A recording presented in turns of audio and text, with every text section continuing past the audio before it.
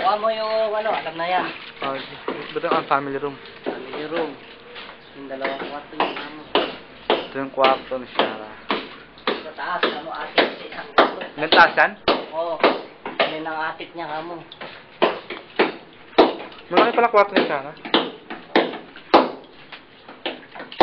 Yung ano ng cabinet kamo niya.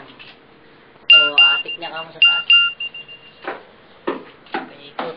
Ito yung Banyo. kwarto. Yung isang may atik pa kamo sa taas.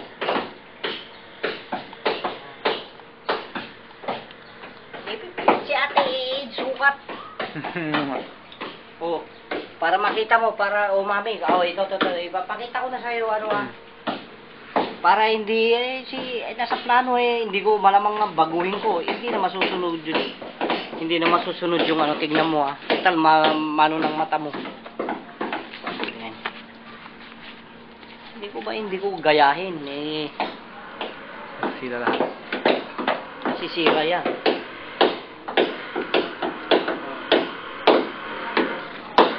Tignan mo yung pinapakita yung lababo nyo. Tignan mo.